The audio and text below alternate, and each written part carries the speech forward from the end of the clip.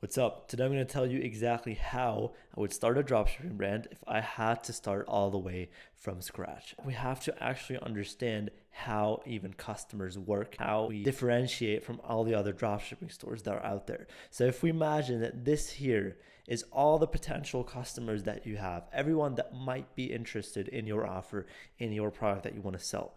Super important to understand is that only this little 1% here is actually ready to buy today. And all these other people here are not ready to buy. They need more than just this direct response marketing. And so what is that direct response marketing? You show them an ad and you want an immediate reward for it. You want them to buy today. You want them to buy immediately and react and resonate and give you their money the same day, same time as they see an ad. This is direct response marketing. It's easy to track. It's very difficult to actually execute, and it's even harder to actually scale like this. All right. And so all these direct response marketers, what you guys are doing is you're competing for this one little percent here, right? Everyone tries to sell you, how to build the craziest offer for this little audience, how to make the best ads so that everyone buys today, so that you have the highest click-through rate possible for this little small audience, for this little small 1%. But what's going to convert all these 99% of people is your brand. And that is something which no one talks about. Branding is what actually makes these people buy. And so this is a long process. You have to warm up people and you have to make them more and more aware of your stuff, of your brand, of who you are, of what you stand for. And then it's going to be so easier to outscale everyone because all the direct response marketers are still going to compete for this little 1%.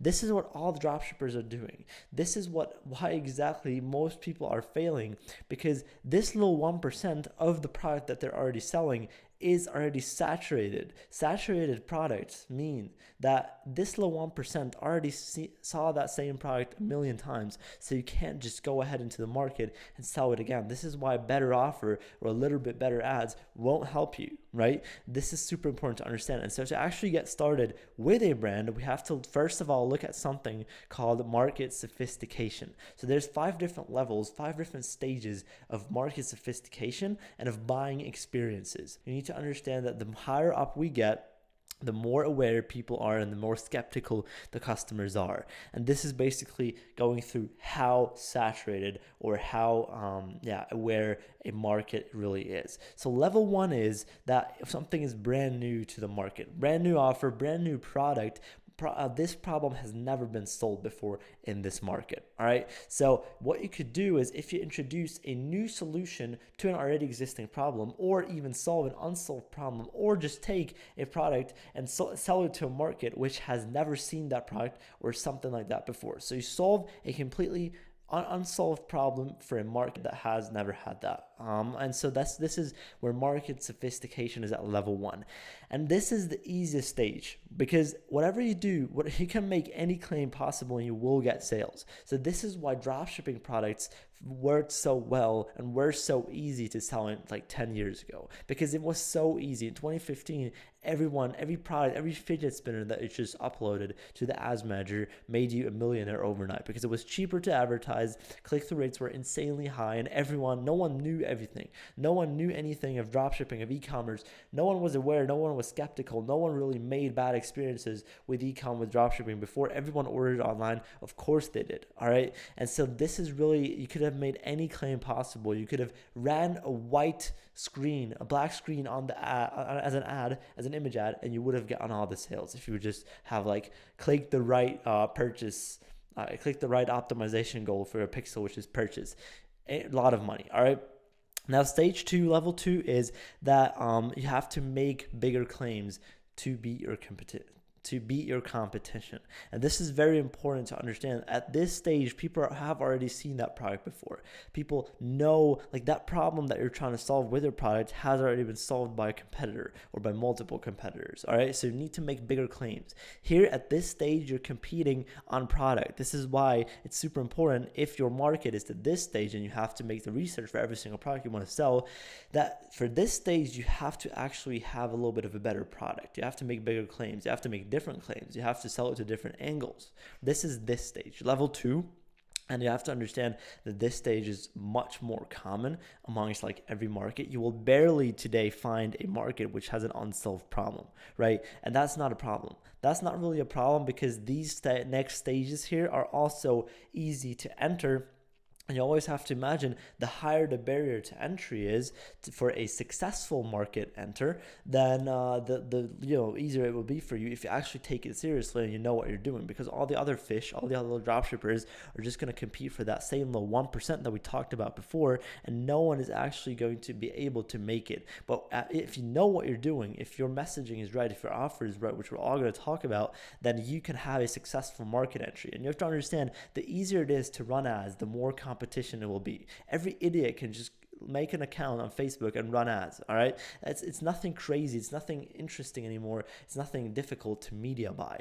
So therefore the barrier to entry in general has got lower, which means that a successful market entry has gotten increasingly exponentially more difficult, which means you have to understand how sophisticated the market is for that niche, for that whatever that you're trying to sell. So this is level 2. Level 3 is introduce a big differentiator that supports the claim and convinces the mind. So this is at this stage right here, right? It's much more competition. It's much more difficult to enter the market and make it here. And this is probably the most realistic stage that you will find. So let's say you want to sell normal dropshipping product over the last couple months was like maybe some hair tool. Let's say you want to sell a hair tool that you want to scale and that you've seen go viral. There's going to be multiple big brands scaling it. There's going to be hundreds of dropshippers trying to sell it right now. And there's going to be multiple successful dropshippers that are scaling it right now in that market, in that country that you want to sell it to. There's no way you can find a country where that product hasn't been sold to at this stage. So what do you have to do to be different? You have to introduce a new solution. The product has to be so much better, and then you actually need to explain why the competition is significantly worse and might even harm the people if they don't use yours. This is how you win at this stage. So at level 3, you have to, with your messaging, with your ads, with your offer, explain and let people know, make people aware that if, for example, if we take the hair tool as an example, you have to explain why the other hair tools are maybe even harming other people's hairs if they use the competition ones, and why yours is so much different and so much better. All right, you need to do so much. You need to have such a good product, such a good customer experience, and this is exactly how you turn not only the one which gets sales in the market, but also the most expensive one in the market. Now, level 4, create a newer or better differentiator or improve the previous version.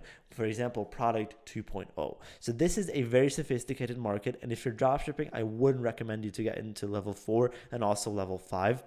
Because they're just maximum skepticism. All right, skepticism is at an all-time high on these two stages here, as you can see, which means that, for example, on stage 2, full-on empathic marketing is now the only option, right? So you have to be exceptionally good. You have to have brand background, probably influencers, authentic people that are actually supporting what you say. You have to have doctors' approvals and studies, medical studies, and everything that supports what you say. You have to be extremely good at direct response, but also have a brand. And this is how you win at level 4 and level 5. So if you don't have all these things, and if you do have competition that's making these claims, I wouldn't recommend you hop into the market as a dropshipper level 4 or level 5. In general, you should always find a market which is as low in market sophistication as possible. Now, obviously, as I said before, you're barely gonna find any level 1 market, but what's very realistic and what I would recommend is if you find a level 2 or a level 3 where there's not too much competition, that is the perfect opportunity. And skepticism is also not the highest there, right? And obviously you can't go back in time 10 years ago and you can't make people less skeptical, but you can actually find niches, audiences, hardcore audiences that just were waiting for you to launch that product. And now I'm going to actually talk about another thing which is important about this, which is the awareness stages of your customers. Now, this is very important to understand because when you launch a brand, when you run ads for the first time, if you don't have this pyramid in mind, then you will very likely fail if you do not want to get lucky. If you don't want to rely and getting lucky. So how do you actually win at this stage? Now, you need to understand that most aware people are a very small audience. And this is, by the way, the exact 1% that I was talking about here. These people are most aware, right? They already decided without your ads, trust me, they already decided without your ads, without your marketing, that they want to buy that product. So these people just need a little discount or just need a little extra reminder or a little bottom of funnel ad to actually give you their credit card, right? And these people are very limited. So if you ever had an ad in the past that done well for a couple of days or maybe a week and then it died out, well, then you know it was an ad which was, not very speaking to very unaware people, big audiences. It's in fact you were only speaking to very, very, very specific, small, little 0.1% of the audiences, and these people already knew that they were going to buy and they just needed this extra little reminder. And so why can you not scale in this audience? I'm going to tell you why. Because these people are very limited. The amounts of people that are aware like this are super limited in the beginning. And so what you need to do is you need to, with your first top of funnel ads, speak to as unaware people as possible, right? And then move them up here. Right? So you need to make them more aware. And obviously this takes longer than just one day. You can't do this within a day. This is why direct response marketing is only able to speak to these people, right? Because you're not able with direct response marketing to reach these people and to convert them at the same day, right? That's not direct response. This is what a brand does. So if people, let's say someone is product aware, right? He wants the product, he knows he has a problem, he knows everything. He just knows he's just comparing different competitors to each other. Now, you need to remind them that your product is the best. Your version is the best compared to all the competitors' versions. And then you need to make that person most aware. And then maybe next time that person sees an ad of yours, maybe then you just show them the discount, the extra little discount, extra little offer, and then they're going to buy. Now, obviously, if you speak to solution-aware people, you're going to have more people to work with, so you're going to scale higher. So what you have to do is maybe on one day, you tell them, hey, our solution to, so these people know their problem, right? You just need to tell them my solution to your problem is the best solution. Then maybe they won't buy the same day. Maybe in a week from now, they will see another ad again, which is for product aware people. And then that product aware ad, exactly what we said before, tells them why your solution compared to competitors one, which is the same product, is the best. And then maybe still not the same day, then you need to show them an extra little discount, an extra little offer focus ad, an actual little social proof from like whatever, who XYZ is also using it, celebrity, and then they buy. So this is how you actually scale. You just move down awareness stages with your messaging, and you're moving them up step by step by step by step by step until they're most aware, and until right here they buy and give you their credit card information. Right? This is where you want to get people to. And this is exactly how money is being made and how you actually scale to very, very big audiences. And trust me, most dropshippers don't do this. Even if dropshipping and e-com is a pretty difficult business model, most dropshippers, most of your competitors are lazy. And so they won't do this. So if you already understand this in this video, if not, go back or ask me any questions in the comments. I will try to answer them, because understanding this is a fundamental, right? This is a fundamental. This is basic. If you don't understand this, then it's going to be increasingly more and more and more difficult for you to actually make it, because this is a marketing fundamental. This is not something dropshipping specific. This is not even something sales specific. This is a marketing specific from the book Breakthrough Advertising from Eugene Schwartz. I highly recommend you read that book. It's an insane book, right? But what I want to actually show you here, and what's super important, is when you do launch a brand for the first time, you want to, and this is things which I've never said on YouTube before, speak to most aware people. Because starting a dropshipping store, you want to have an audience which is as broad as possible. If you just pump and dump, you want to immediately give yourself the biggest amounts, hugest amounts of customers. However, when you're launching a brand and you want to scale it up, you start in a hardcore niche. You start in a hardcore audience that was just waiting for you to release that offer. And I'm pretty sure this is something which is new to you. So what you need to do to actually have a successful market entry, especially, right, looking back at this here, especially the higher you up are, higher up you are at market sophistication, the higher the skepticism is of people, the more you need to actually have a hardcore niche, right?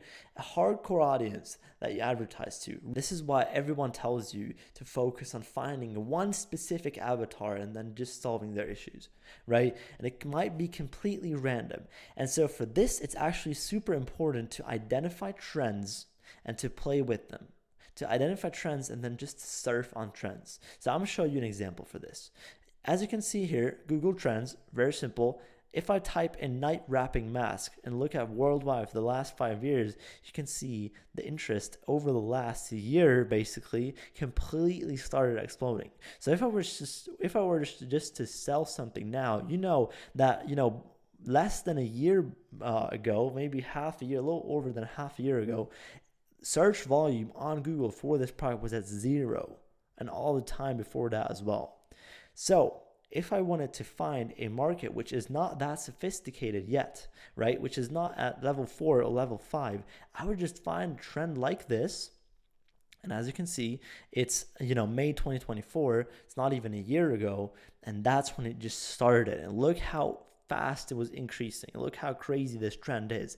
And that the trend has been going for longer than 6 months shows me that this is not just a bullshit pump and dump trend, but this is actually going to be up here over the next couple of years and months. Trust me, it will. And so if I wanted to get into a market, which is maybe at level 2, level 3, I would sell stuff that exactly looks like this. Another example is skincare for kids. Now, this is a little bit higher up in the sophistication, so this might be level 3, maybe, moving into level 4 now. However, one thing which I want to show you about this is that if you look at not only the last 5 years, but 2004 up until today, look at this, right? 2010 was when the first time 2011, when people first Googled for this. And since then, it's been very slow. But again, over the last 2 years, people have been exponentially researching and looking for this more, especially December 2024. So like a month ago, this was at the all-time high.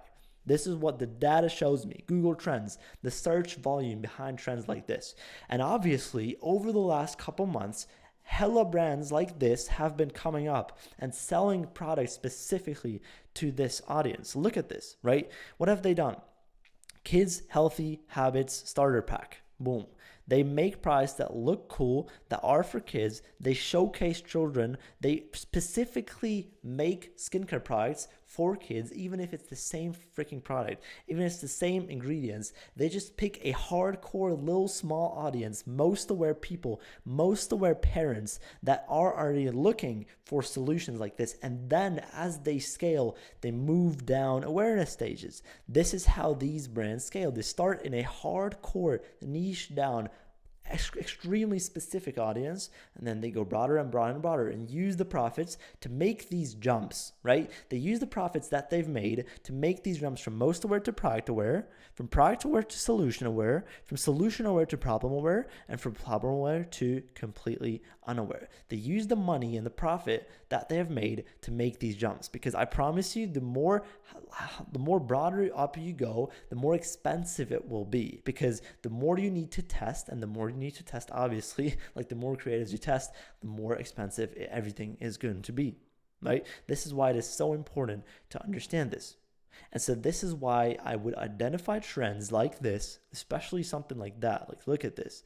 Oh, like a year ago, this is if you find something, I promise you already, if you do this, that this is a winning product. All right, I just leaked a winning product in this video. All right, however, you actually have to do it the right way. You can't just dropship. You can't just make a store, quick dropshipping store, and rip some ads from TikTok and then run it up and expect anything to work there. This is the branded approach. This video in general is to start a brand, not a pump and dump store. All right, very important. And the next reason why most aware audiences work so well if brands launch there, because they're extremely profitable. Most of our audiences are just waiting for you to release that offer, to launch your product. And hence, you're going to have extremely, extremely low CPAs, extremely high resonance with your ads. You're going to be very profitable. And versus if you run a normal dropshipping campaign, what is it like? You have 3 ads, you test your product with 3 creatives, you have a 1.7 ROAS on one, 0.8 ROAS on the second. You think you have a winner because it has a 1.7 ROAS. They increase the budget of that from $10 to $20 and the whole campaign breaks down. This is reality for most dropshippers. And this is the different way. This is the better way. You have to, when you launch a brand, speak to extremely aware audiences who were already waiting for your product. This is what clothing brands do too. If you see a launch of a clothing brand, right, what have they done? Usually they've niched down extremely one specific audience. Maybe it was an audience from a content creator. Maybe it was an audience which is like specific, for example, like could be, overweight girls, or it maybe could be like people who like cars or whatever. It's very specific audiences. And then as they scale, they move down and get more and more and more unaware. And then once they're at a point where they're completely unaware, that's where they make the most amount of money. However, to have a successful market entry as a brand, you need to start picking an extremely niche down audience, an extremely completely little small audience, and then scale up higher and higher and higher by moving down and expanding basically the people, the audiences of people, the sizes of audiences that you want to target. This is how brands operate. This is how brands scale. Now, next up, I want to talk about offers, because this is a very, very, very important part of the whole e-com journey that you're going to have. And if you don't have a cold friendly offer, right, you're not going to be able to make it. A cold friendly offer in e-com is a very expensive offer, but it's still able to pull that high price off because it gives so much value and people still think they're getting more than what they pay for. And so I want to show you the value equation of Alex Ramosi. But before I show you that, I'll show you that on the example of the same brand that we talked about before. Look at this, Kids Healthy Habits Starter Set. Right? Let's actually look at their best sellers. Let's say if we can find an even more expensive. Let's look at this one. Kids Happy Hair Trio. All right, let's compare this one. Now, the example that I want to talk about is that this is a cold friendly offer because of a couple of reasons. Look at this.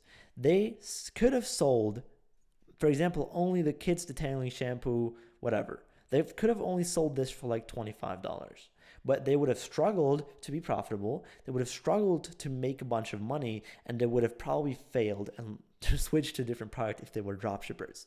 But what they did instead, they bundle up the detailing shampoo with a detailing conditioner and a very smooth whatever, and actually gave a free brush as a free gift, and are able to charge $80 for it.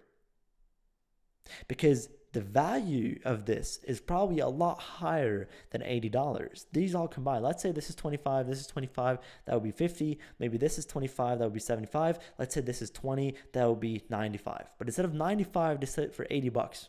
And then they also, right, if you have an auto, if you subscribe to this, right, and get a new delivery every 3 months, then you can get it for $63.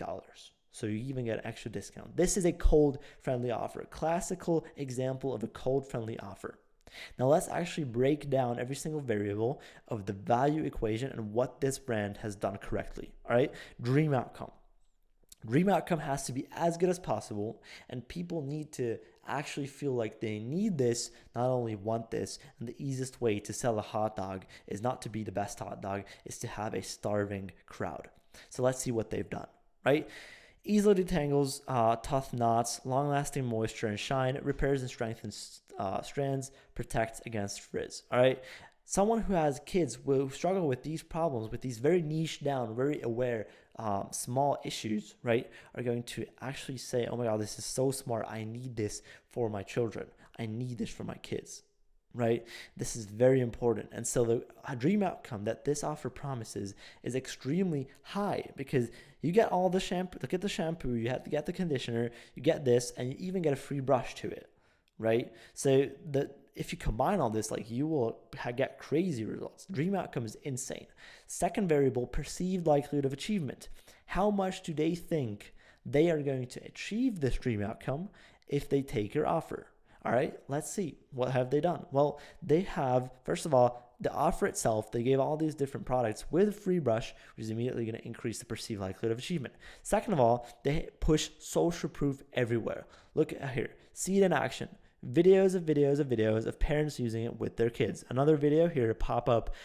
Reviews here, right? As I scroll down, immediately see the reviews. They don't even have any gifts. They don't fuck around, not at all. All they do, let's see the product pictures. I mean, they show a lot of their products being used.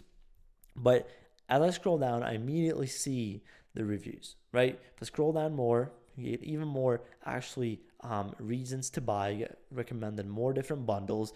But what's important is reviews and social proof has been pushed extremely hard. So this is ultimately going to increase the perceived likelihood of achievement of this offer, because if a parent sees this and thinks, okay, other parents have achieved their dream outcome with this, right, as much as possible, then I am going to achieve that same dream outcome for my kids as well. Hence, right, perceived likelihood of achievement is high as hell. All right, what else, right? This is a brand. This is a brand, and since people might have known this brand already, they know that once if they buy something from here, they're legit, it's going to arrive and it's going to work. And so if they know this, obviously this is also going to massively increase the perceived likelihood of achievement. A lot of people don't talk about this, but the power of the brand of trust actually completely is stronger than anything that you can do on your offer and your website for the perceived likelihood of achievement. And this just compounds over time. Now, divided by time delay, what have they done, right?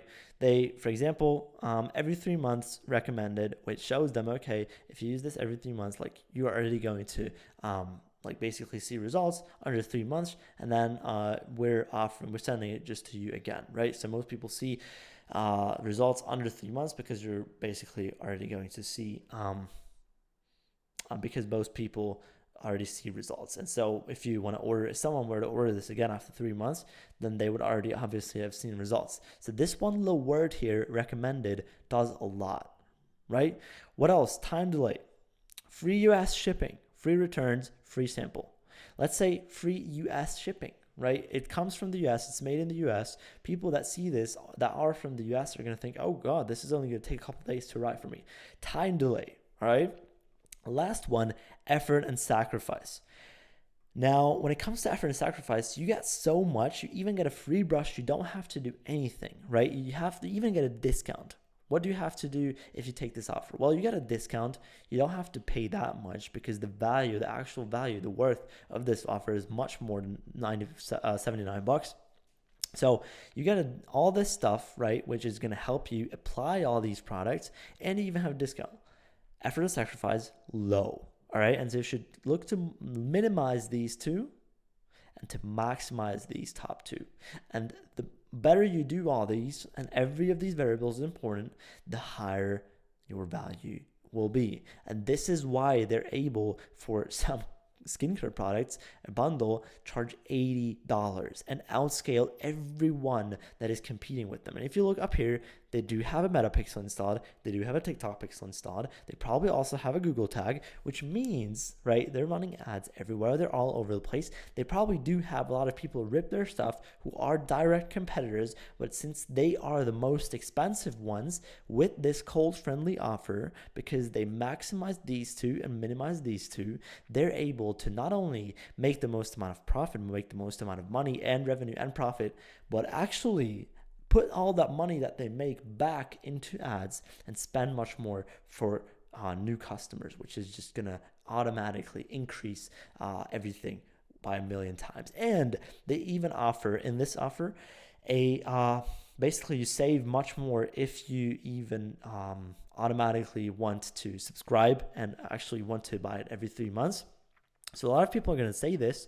Now, and you even get 50% off of all recurring orders, which means a lot of people are going to absolutely be sure to take this, especially if the product quality and service delivery is good, right? Then everyone is going to come back and might order this again. So I assume they have a lot of returning like subscription customers, which is automatically going to increase not only the front end profitability, which is $80, which is crazy, but in the long run, make every single customer worth 5 times the AOV, which is even 100 times crazier, right? Imagine every one of your customers with worth 5 times from what they pay on their first order.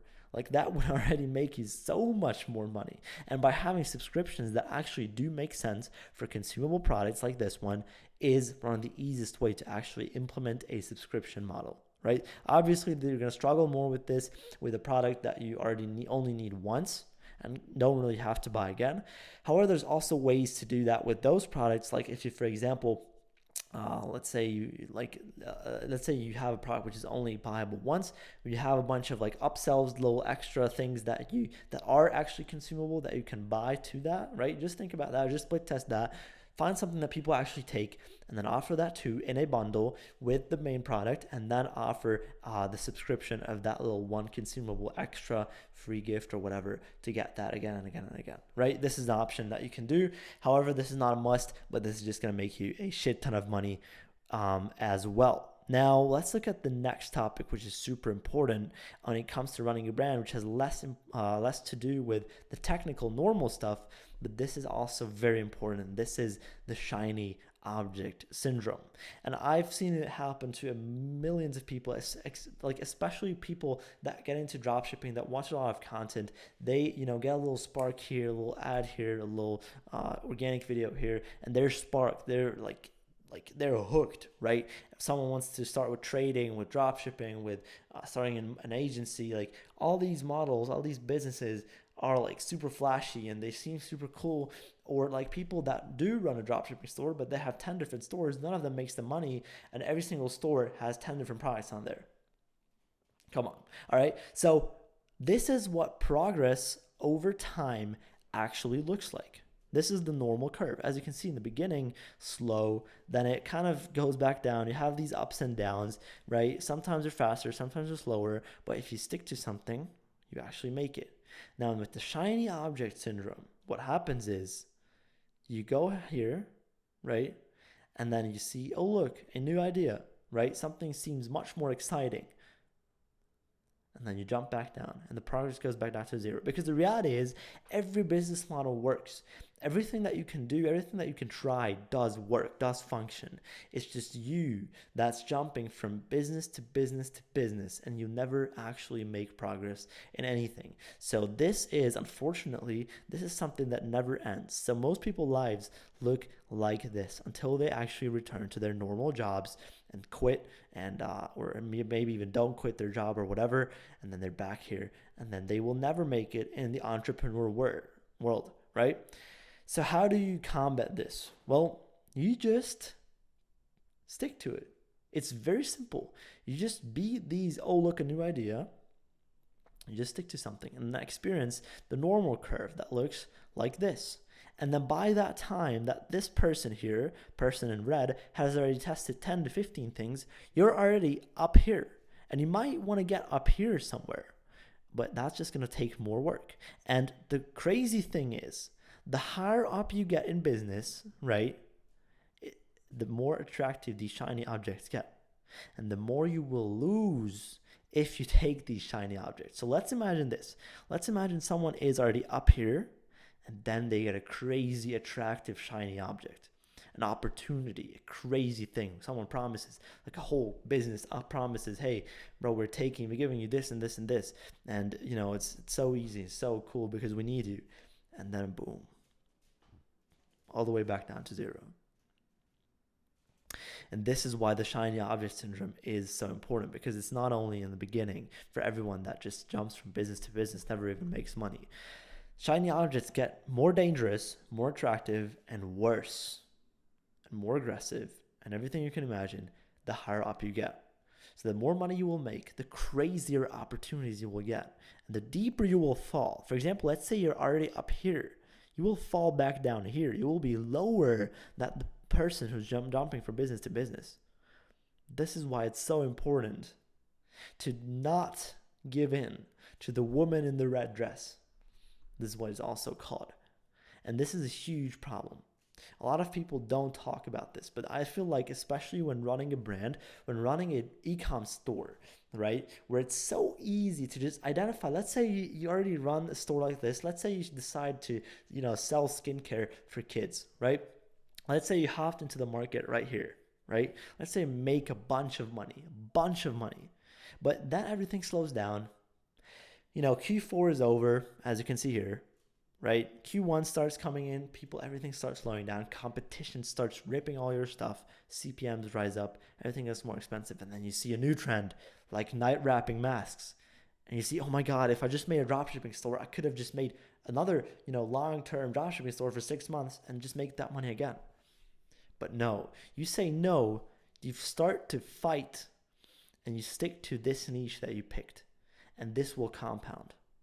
Because if you, at this point, decide to stop selling skincare for kids and start selling night wrapping masks, you will fall below this point.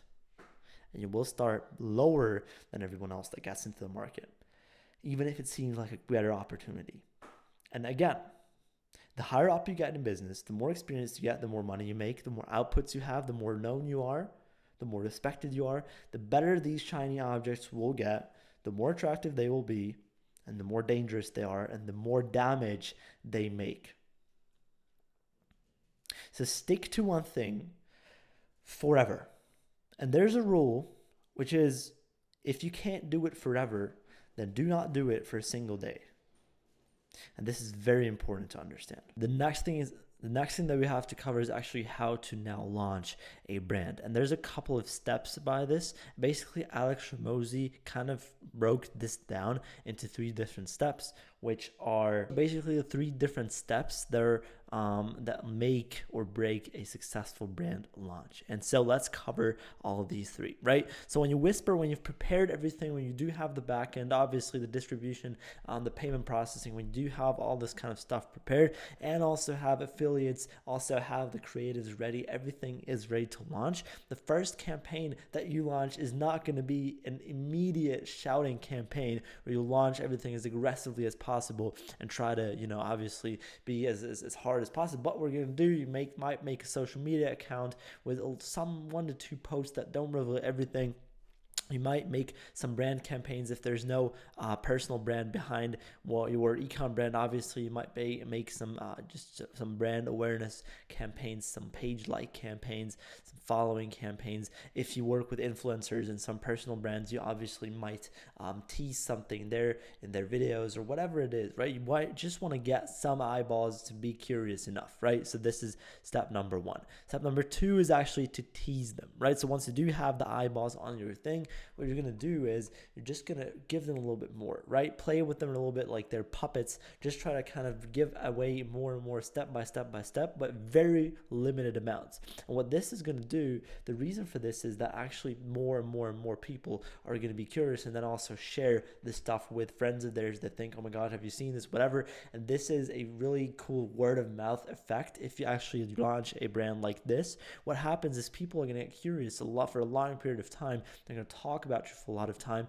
and so word of mouth spreads you before you even have the chance to fuck up, right? Before you even have the chance to have a bad product quality, to have slow shipping, all these kinds of bad things. So if you do this, word of mouth is basically always going to work with you, right? Which is amazing, fantastic. You should always look forward to having that. Now then, step number 3 is the actual launch, and that is the shout, all right? Because once you launch, once you open the store, once you remove the password from your Shopify dashboard, you are going to shout as aggressively as humanly possible. You want to be everywhere. You want to be all over the place. You want to have as many people talking about you as possible. So you might do controversy. You might have 10 different accounts. You have to have so many affiliates. You have to have so much of an ecosystem and so many traffic sources, and you have to shout as aggressively as possible, right? This is really the goal here. So instead of just shouting immediately and just everyone's like not just basically immediately starting like a dropshipper to run the ads and seeing who buys and then whatever, you actually build up some brand awareness, and people are immediately going to, and once you do get to the shouting stage, there's obviously already going to be much more people that are talking about you, that are interested in your your stuff, that are going to convert, that are going to buy, because in these two stages, people shared your stuff to their friends, talked about you, asked about you, were interested in you. And so this is really important. Whisper and tease should not be skipped when you launch a brand. This is very important.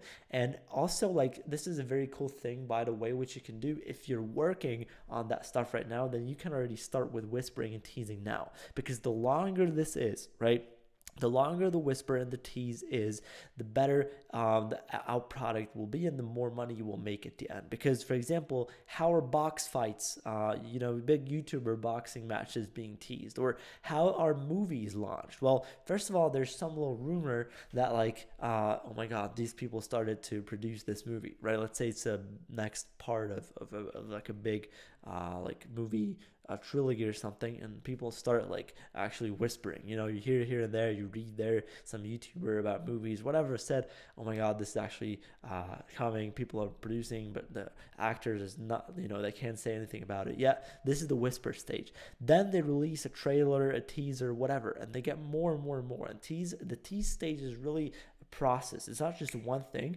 but it's actually like, if you look at it in the movie branch, the movie niche, for example, people are going to start by, releasing a teaser, right? A couple second clip, maybe just a picture. Then a little bit more, a little bit longer. And then trailer 1, trailer 2, boom, boom, boom. And then once the movie's out, they're all over the place. They run paid ads, right? They have all these big flyers everywhere. Everyone starts talking about them. And so the better they are at this, the more people will buy their theater tickets and watch the movie.